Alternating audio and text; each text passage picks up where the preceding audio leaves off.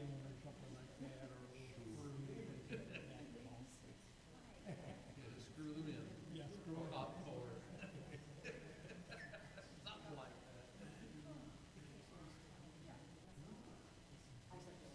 All I can say is it's almost April and maybe the weather will be nice. Well, It's about the time of year where it's gotta get warmer sooner or later. I mean, I think it's gonna get warmer. by that theory, it's gotta get colder sooner or later too. True. So.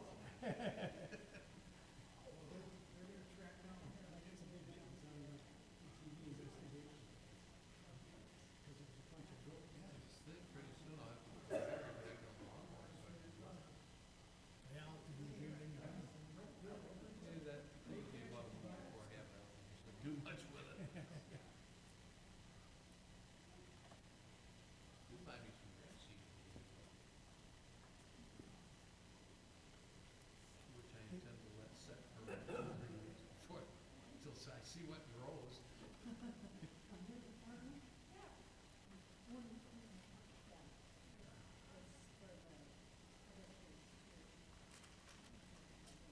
Good evening. How you doing?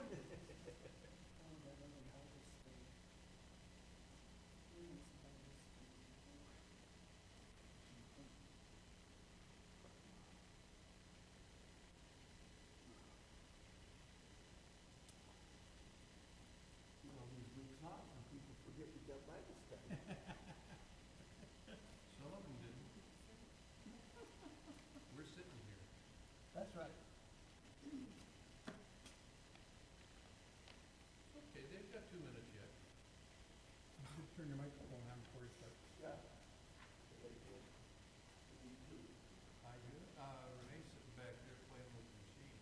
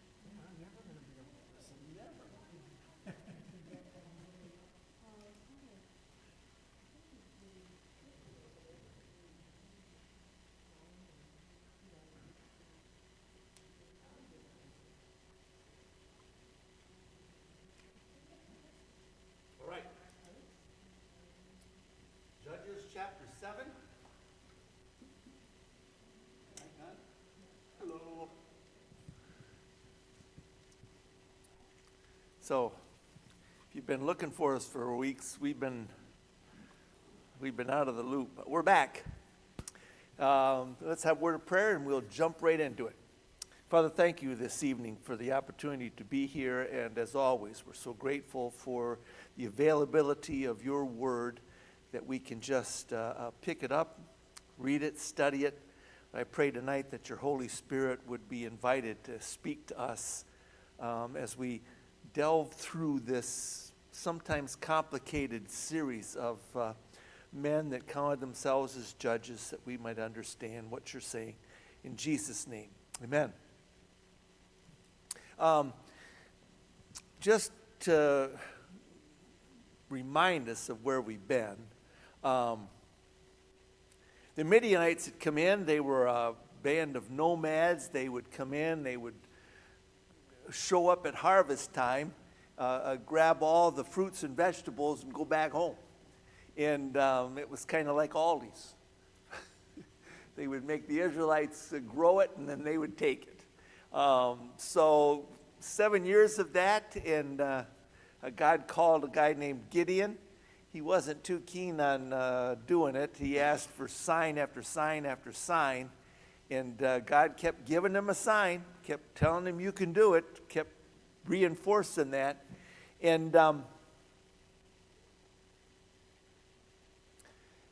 so he puts out a call. He gets too many men, and it doesn't seem like there'd be too many men, but God said, yeah, there's way too many. So God starts sifting them out, and he gets down to 300. And what's interesting about this war that they're going to fight, the odds are 450 to 1. Just the way God likes it. The interesting thing about this is that none of the Israelites have any weapons because Midian has them all. So when they're given things to fight with, they're given a pitcher, not like a pitcher, a pitcher that you pour with, a lamp, and a trumpet. And really, it's not a trumpet, wasn't even a saxophone. It was a ram's horn, a shofar. And that's all they had. So Gideon is still a little worried about it. And we talked about how Paul uses that analogy, that picture of us as being jars of clay that hold the light of Jesus. And when we're broken, then Jesus shines through. So,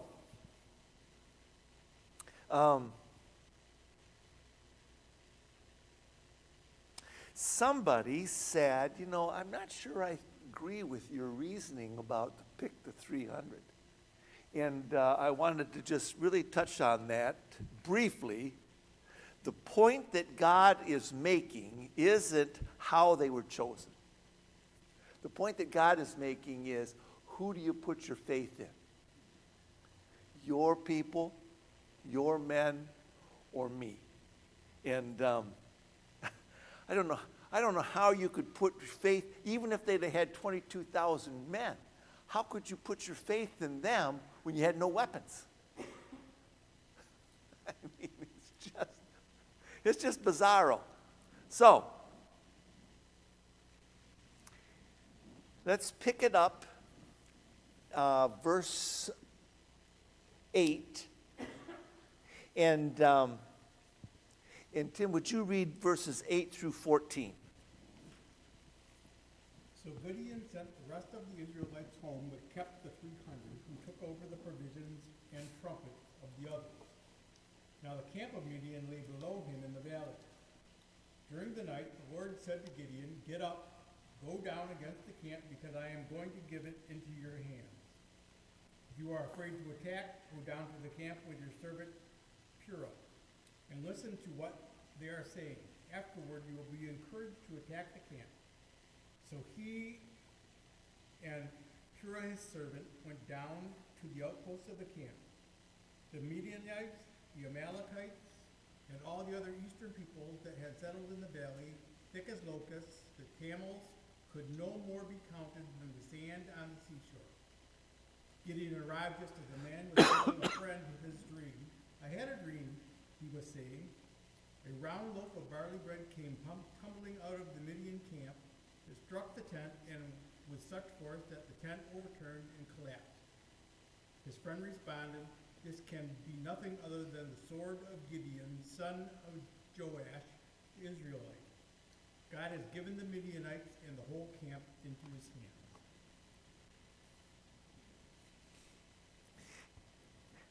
I found this quote that I think is so awesome. Warren Wiersbe has it in his commentary, and he quotes the guy by the name of J.G. Stipe, and this is what Mr. Stipe said. Faith is like a toothbrush. Everybody should have one and use it regularly, but it's not safe to use somebody else's. Meaning you ought to have your own faith. Yeah, I thought that was just excellent. Now, God, he just cares about us even when we think he doesn't. And he's given Joshua 4 different signs, and he knows he's still worried. So he says, he's just lucky when God said, Gideon, tell your people, if any of you are scared, go on home. He's lucky that Gideon didn't leave the party. He said, come on, let's all go. So he says, take somebody with you. And I want you to notice in verse 9 that Tim read, the very last part of that verse in verse 9. What is significant about that?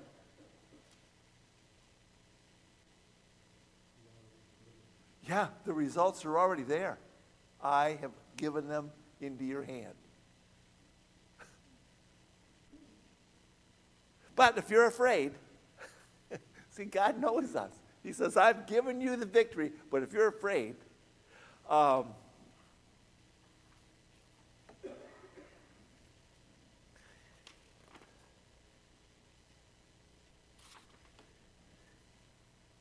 we need friends.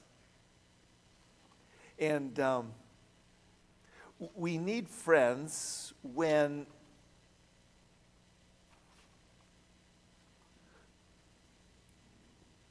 we're in situations that make us uncomfortable. And one question I could ask is, do you have that kind of a friend? Someone that you can lean on, someone that you can go to, someone that you can open up to. But the second question is, are you that kind of a friend? 2 different questions, both of them important. So he gets Purah, who was just one of his servants, and they go down, they sneak down to the camp. Easy for them to go down because they didn't have any flashlights, and all you had to do was look for the campfires. So you could get in there pretty close, and this is unbelievable.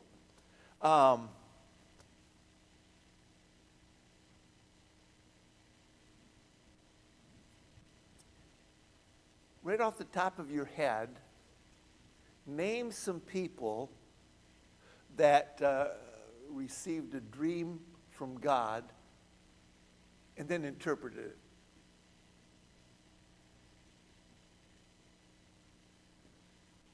Anybody? A dream from God and then they interpreted it. Daniel? Absolutely, Daniel.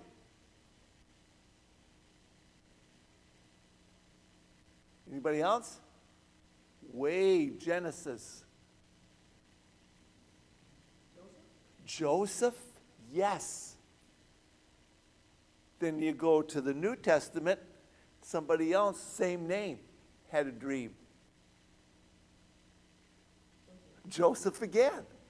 This time it was with his wife Mary, and God says, you need to get out of Dodge. Just had a baby, pick that baby up and leave. And then along with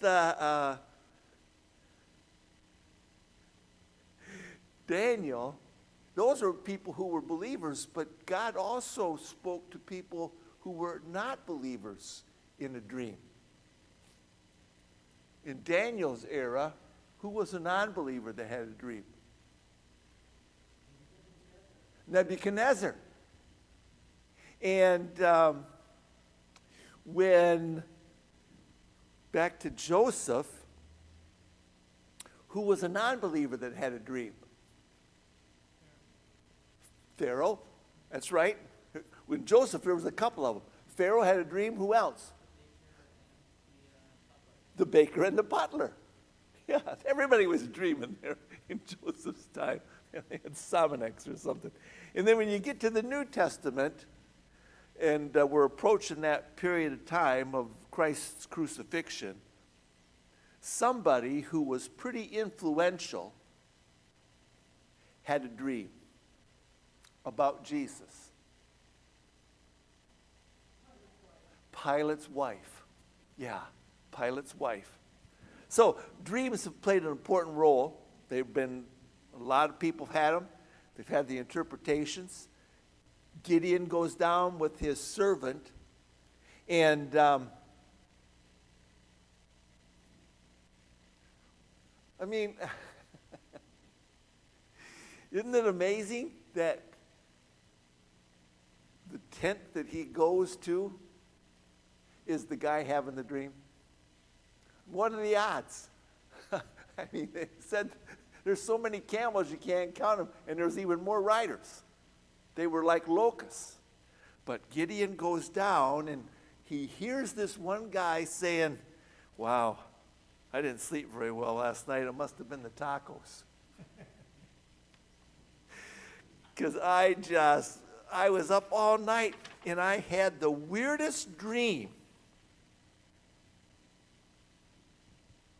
And what was the dream?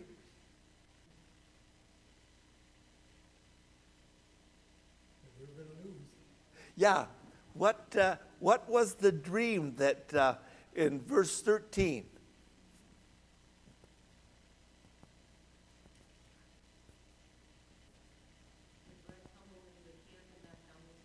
Yeah. Wow. That must have been like pound cake. Really, really heavy. I mean, that was some heavy bread, and it rolled and knocked over the tent. Now, that in itself is bizarre. I mean, to have a dream about a loaf of bread rolling down a hill, and it knocks down a tent. But then his buddy says, well, I know what that dream's about. And how does he explain it? Gideon, the son of Joash, is going to defeat us. Yes. Now, the amazing thing about that interpretation is Gideon was not a warrior. Gideon wasn't a soldier. Gideon wasn't in government. Gideon was just an Israelite. Nobody would have known his name. Why would they? I mean, he doesn't pose a threat. They've never had a battle where he's led anybody. They not only know his name, they know his dad.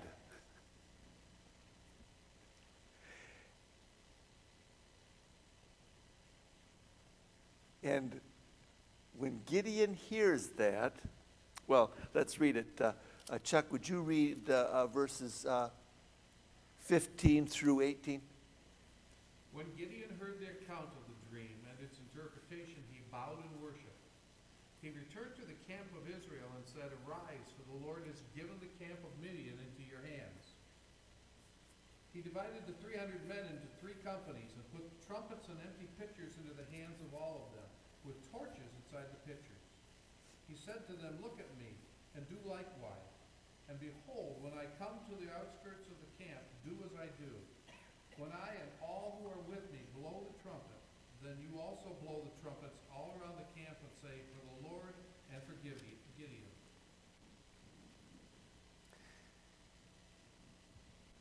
And just a correction, at the end of verse 13, it says God has given Midian and all the camp into his hands. Yeah, This is the enemy speaking. yeah, excellent. They're routed before anybody gets there.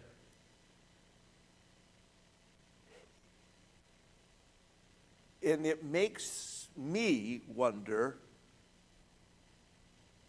if the man interpreting the dream understood what he was saying, or was he only saying that for Gideon to understand? Maybe he read verse 9. And did that Midianite use the Hebrew dialect when he interpreted the dream, so only Gideon would have heard that interpretation? Because these people didn't speak the same language. There's more But to what they were understanding was, might not have been the language that they spoke, but they heard it in their own language probably. Yeah, Gideon heard it in his own language, Yeah, so that the Midianite wouldn't necessarily even know what he said. right. Or are they spies? Because they're spies, that would explain, obviously, there's theory.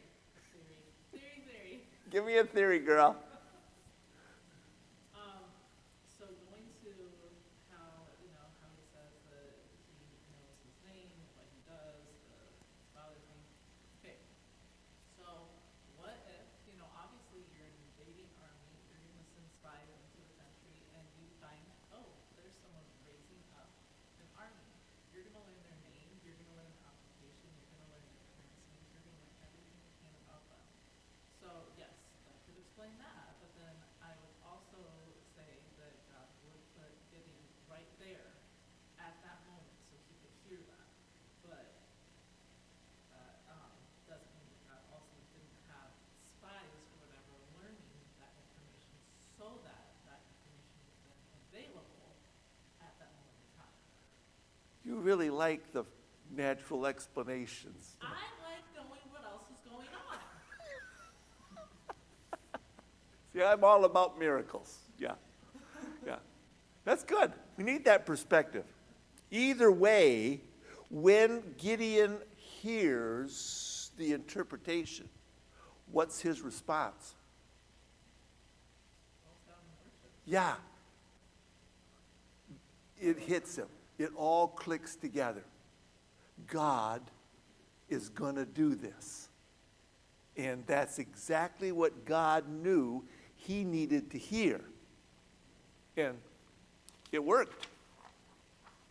He said, "Okay, let's do it." Now,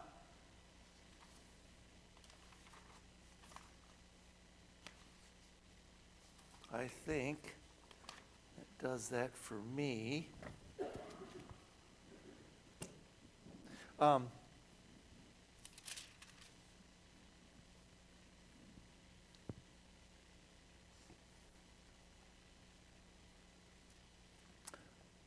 (19 through 23). So Gideon and the 100 men who were with him came to the outskirts of the camp at the beginning of the middle watch, when they had just posted the watch, and they blew the trumpets and smashed the pitchers that were in their hands. When the 3 companies blew the trumpets and broke the pitchers, they held the torches in their left hands and the trumpets in their right hands were blowing, and cried, "A sword for the Lord and for Gideon!" Each stood in his place round the camp, and all the army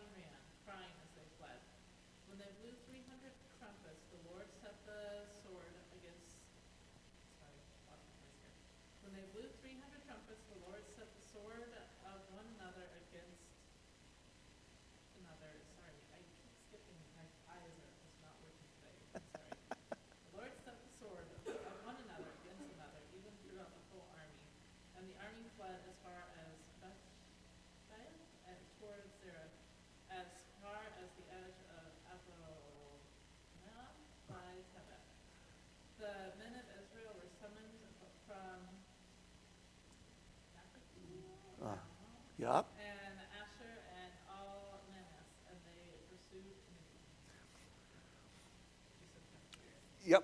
In verse 21, what is odd about that verse?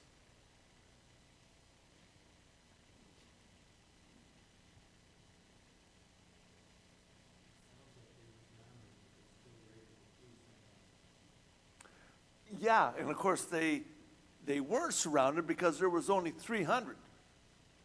But you're thinking about a battle, and what's so odd, if you're thinking about a battle, what's so odd about verse 21?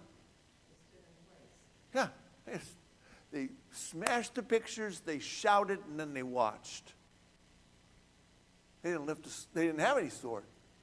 They didn't have any weapons. They just watched the carnage as God had these Midianites killing each other. So there's a problem.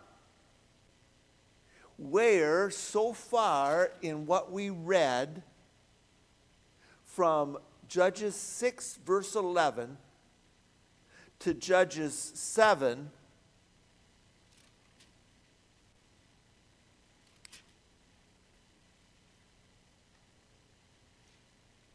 verse 14,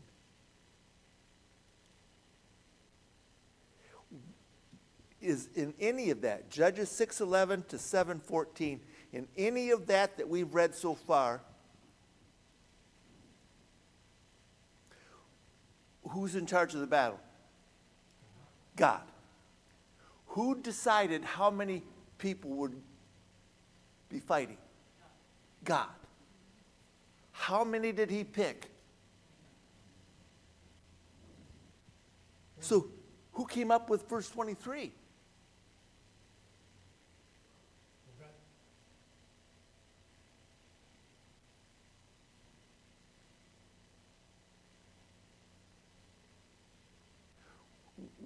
Where in any of this did we hear that God said, once you get the party started, then summon the others to come and help you? Is it there?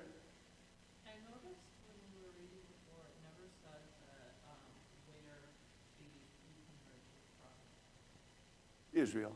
Well, yeah, but I mean, like, what tribes? Oh, wait, no, that's not, sorry, that's not tribes. Obviously.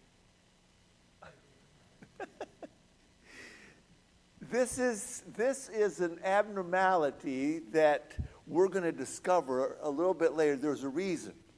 There's a reason why Gideon sends out the message, hey, they're running for their life, you stop them. Okay, we haven't found that out yet. And the reader, for the first time as they're listening to this, they don't know this either, just like you don't know it. I'm going to tell you. So,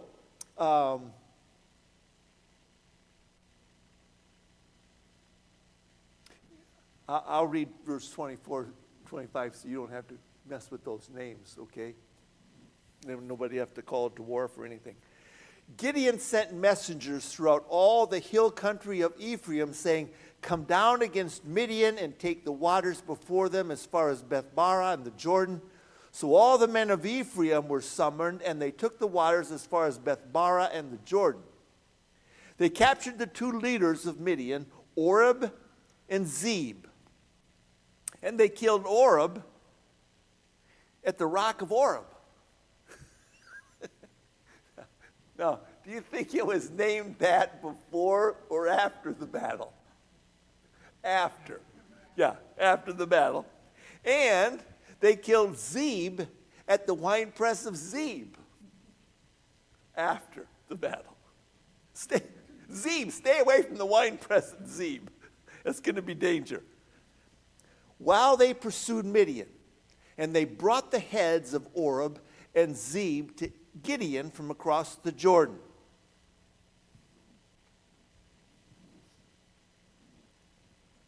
Now, through the hill country of Ephraim,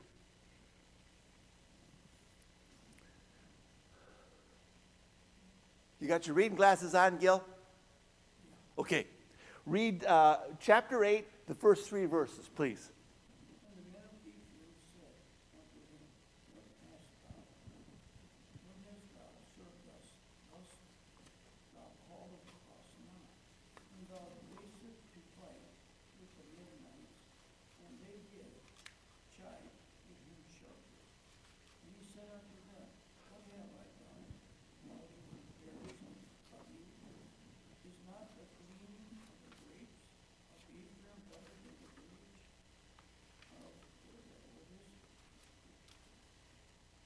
God hath delivered unto you your hand the princes of the Midian. O Reba and Zeba, what was I able to do in the garrison of you? Then their anger was abated for him when he had thus said that. And then,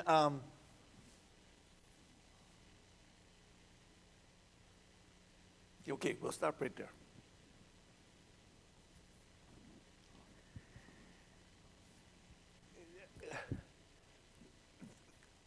There's been a horrendous battle. They started with 120,000 soldiers. They're down to 15,000. They killed each other. And all of a sudden, Gideon sends out this word, hey, stop them. And it doesn't say that they killed anybody else, they just captured Oreb and Zeb. Well, did they capture him or kill him? 'Cause They captured, then they killed him. Oh, okay. Yeah, yeah. Just like catching a fish and then you kill it. It wasn't the, catch and put back. It was, they caught him and killed him. And so the men of Ephraim, as the messengers go out through the country, the men of Ephraim, they're a little hacked. And they said, why did you do this and didn't include us? Now, there's a reason that goes pretty base. So you should like this, girl. Because this isn't supernatural. This is just base reason. Why would these Ephraimites be so upset that this battle took place and they didn't get invited? And with the winner comes the what? The spoils. Wait a minute. At least 100,000 men got killed, and they would have had, lots of stuff on them. We didn't get invited. Look at all that stuff went to waste. We would have liked some of that spoil. You read this, there isn't anything in here that even suggests God said, call in for some help. Why would you have to do that, Gideon? God has already killed 100,000 men without you having a weapon. So why would you need the help? Well, we're going to find out.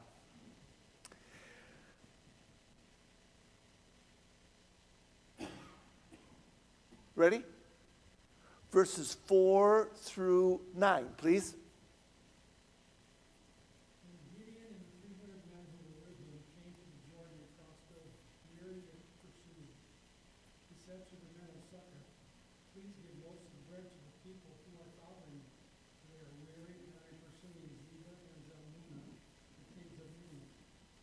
The leaders of Succor said, are the hands of Zeba and Zalmunna already in your hands, that we should give bread to your army?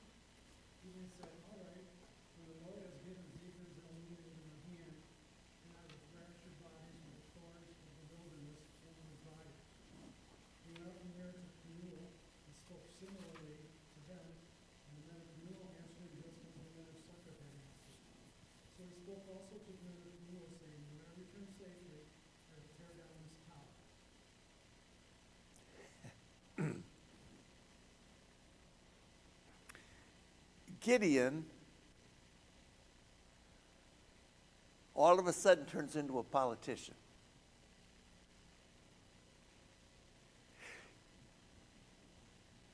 When the men of Ephraim asked the question, why didn't you call us? Gideon comes up with this political answer. Why should I bother you? You've got so much. That wasn't the reason. What should he have told Ephraim? I was following God's leadership. Yes. You see, Ephraimites, it's not about glory. It's not about fortune. It's about obedience.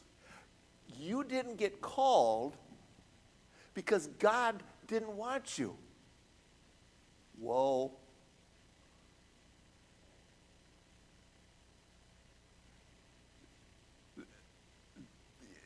That's not what you want to say.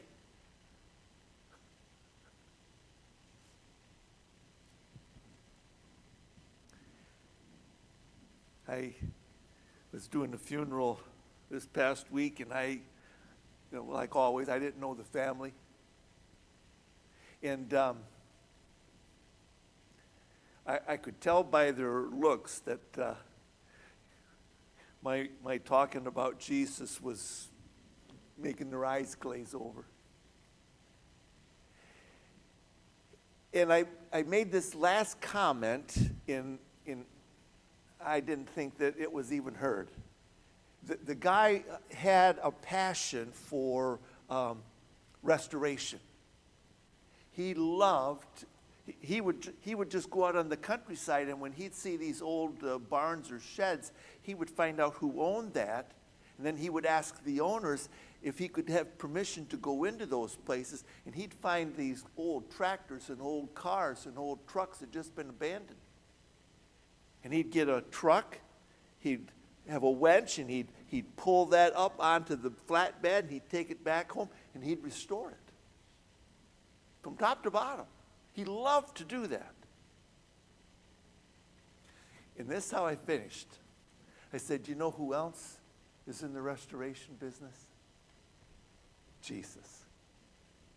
He can take you battered, bruised, broken, abandoned, not running, and turn your life around. I had no idea. I didn't know anybody there.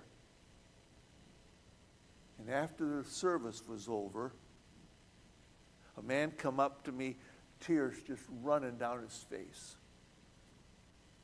He said, I came today, I really didn't know the deceased very well, but something told me that I should just come today. And he says, I'm so glad I did, Bruce, because your last statement about Jesus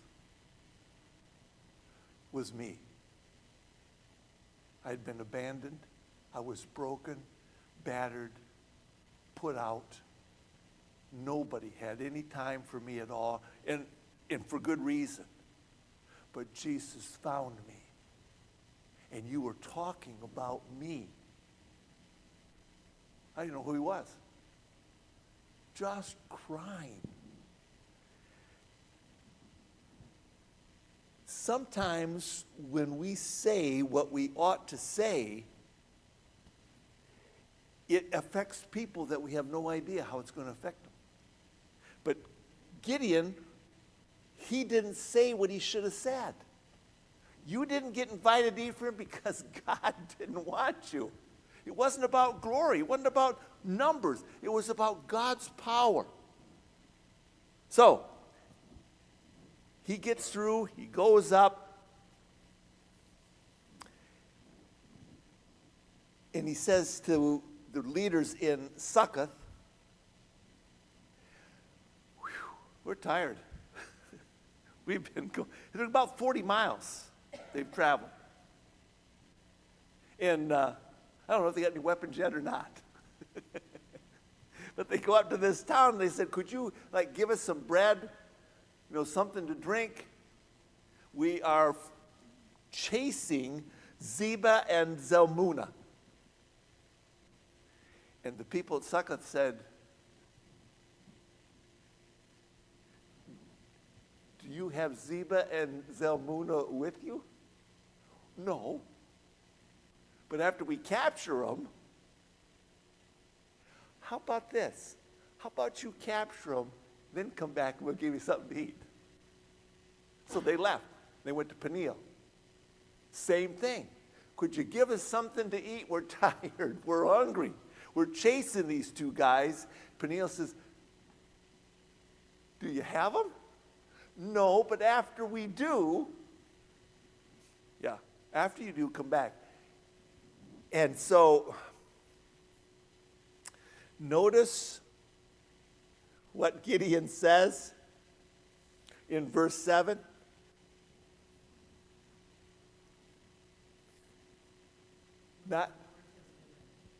When, not if. Because God's going to do it. And then also in verse 9, when, not if.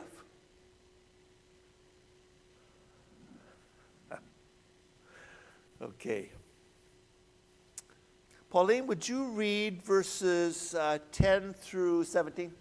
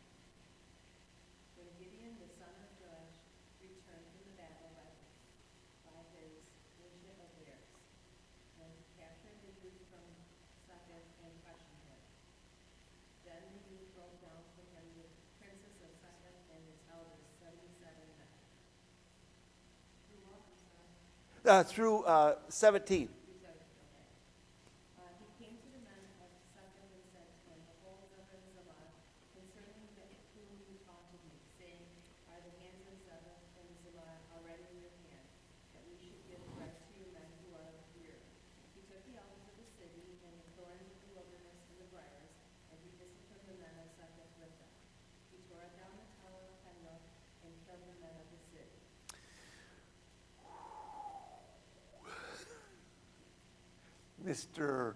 Meek, mild, scaredy cat, he's turned into a lion. I can't emphasize this enough. All it tells us when they got to the city where Zeba and Zalmunna were, it's still just the 300. And they killed 15,000. All the guy, when he called out about to the country of Ephraim, he said, just stop them from going across the river. And they didn't. They didn't go and fight. Gideon didn't need those guys. They didn't do anything anyways. All they got was 2 generals. Got one by the wine press, one by the rock. These 300 was what God assigned, and God said they're going to do it, and they did. So when he comes back, one of the things that I just hate about going through wild country that's not cultivated are thorns and briars. They're the worst. Man, those briars go right through your pant legs. Some of those thorns on those thorn apple trees, they impale you. So can you imagine cutting down all kinds of briars, laying them on the ground, strapping these elders of the city with a rope and then pulling them back and forth across those briars. The only thing worse than that would have been if they would have laid them on the briars and then walked on them. I'm telling you, ouch! But that was not as bad as the ones in Penuel, because they were holed up in this tower and he just killed them all. Man, Gideon, what is wrong with you? Okay, let's find out. Aaron, are you ready? Verses 18 through 27.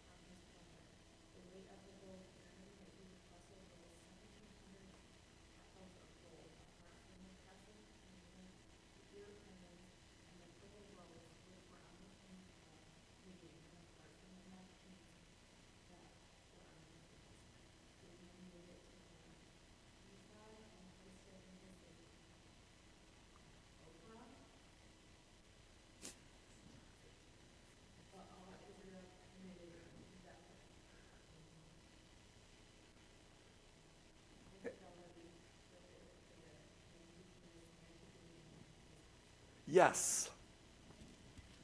Go back to Judges 6 and verse 15. When the angel, when Jesus first appears to him and they're having this conversation. And Gideon says, the reason why you shouldn't pick me is because why? In verse 15.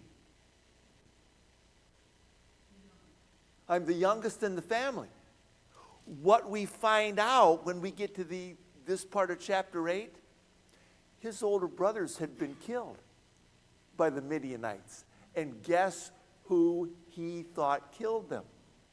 Zebah and Zalmunna. This is why he was so incensed. He's looking for revenge. And his men are tired and hungry, and he's just wanting just a little bit of support because he's done serving God. Now he's for revenge. And when those citizens would not help him, he said, you know what? When I come back, you're going to rue the day that you turned me down. Because now he's on a mission. And all he wants to do is kill these guys. And we find that out in verse 18. He said, what kind of men were they that you killed back in Tabor? Very specific, names the place. and asks those two especially, what those guys look like that you killed. They have no idea until they start looking at Gideon, and they said, well, it kind of looked like you. And Gideon already knew it. He already knew it. But he got them to admit it. He said, you know what? You hadn't killed, they were my blood brothers from my mother. If you hadn't killed them, I might have let you live. No, there's no chance of that. So we're seeing, are you noticing a progression in Gideon? Right at the beginning, he's so fearful. He's so attuned to God. And now as he gets a little confidence, and he sees what can be accomplished, then his family comes into it, and he wants revenge. Now, he said, we want to make you a king.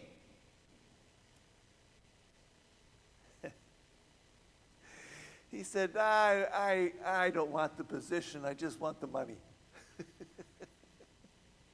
I don't want to have to do all of the administration work. Just give me the goods. And of course, they're so happy that they do. And what in the world? Well, he lives in Oprah, first of all. You know, you've got to suspect a guy that lives in Oprah. What kind of a town is that?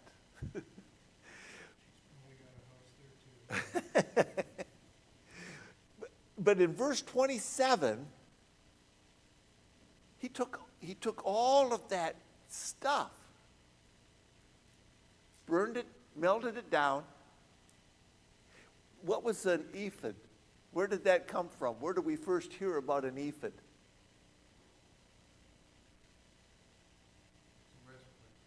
Yes, worn by the high priest. Used for discerning God's will.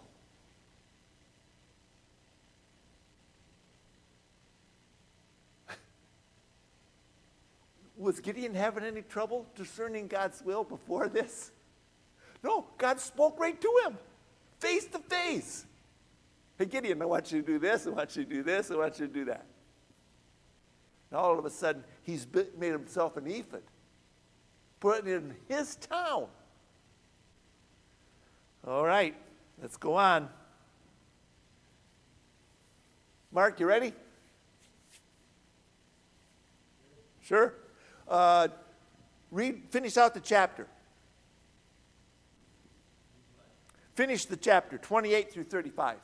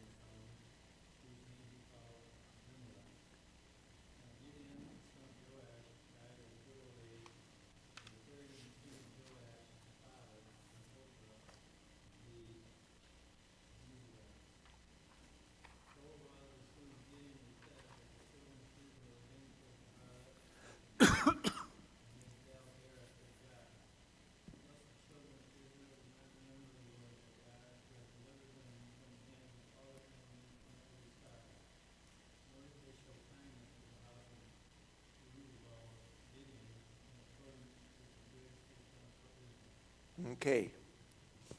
I don't want to be king. I just want all your money. And then, not only is he rich beyond imagination, he's got his own harem. Only kings had harems. Lots of women,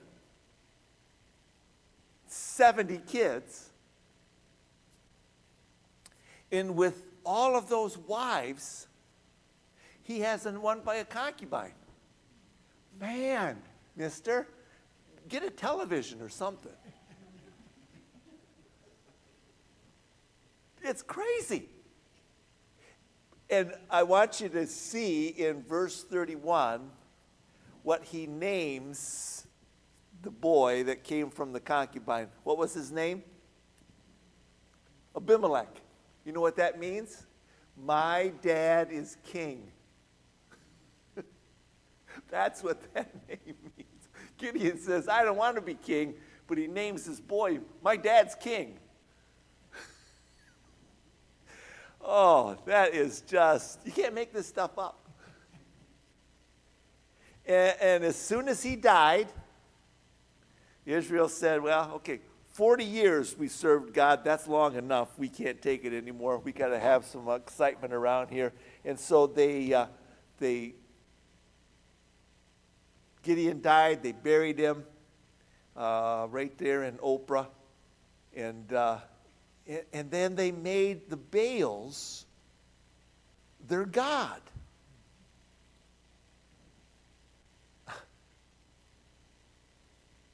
How does that happen? How can, in just a generation, go from rejoicing that God delivered you from torment to worshiping a different God? How? They didn't teach their children. Yeah, undoubtedly. Well, who's going to teach them? You know, they didn't have Chandler Woods.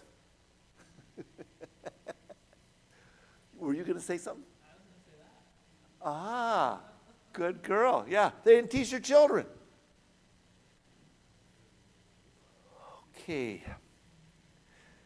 Let's read the first 6 verses of Judges 9. Sally, you up for it? Okay. First 6 verses of chapter 9.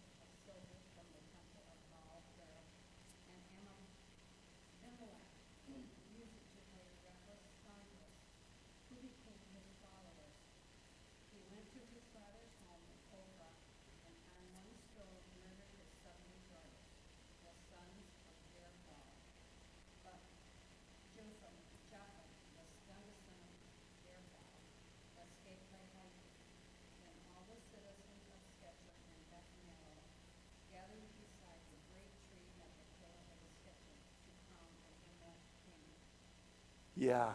Now, Abimelech is the son of the concubine, but the concubine was a part of this family tree.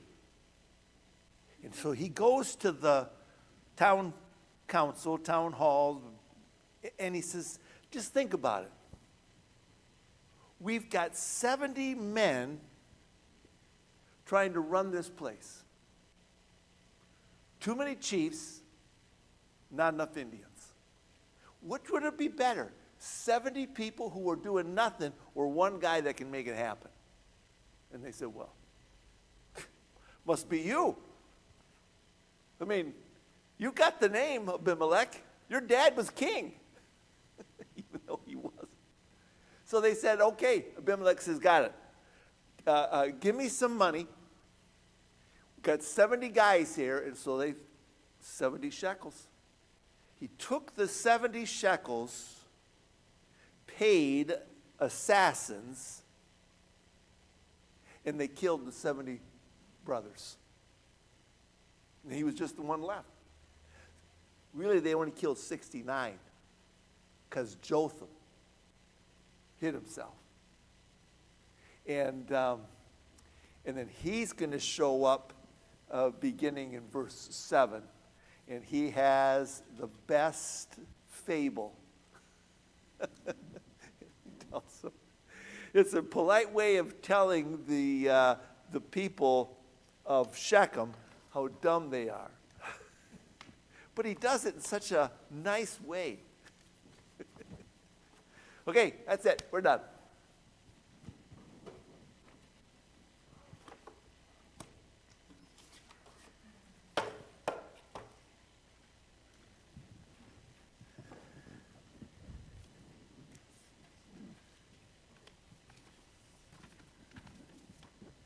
Did you get a summary of chapter 8 and 9? Oh, good. You are on it. Scared the wits out. Yes, you did. There's your luck goes. You know, he can't help it that he looks that way. It's just surprising because that, Oh, yes, because he's quiet, like a ninja. Was the son of the concubine the 71st child or the 70th? He wasn't considered because it wasn't part of the wives' kids. But he was still part of the family though, right? Yeah, in fact, he said, I'm flesh and blood. Yeah. But he wasn't one of the 70. So Because, he was the 71st. yeah, in a matter of speaking. Yeah. Yeah. what about daughters? It only says 70 sons. The daughters were breathing a sigh of relief. They were born girls. They didn't get killed or anything? Nope. What did he would do with them? Because they were no threat. So he didn't do anything? Like Didn't do a thing to them. sell them off or anything? Sell them off. He might have, but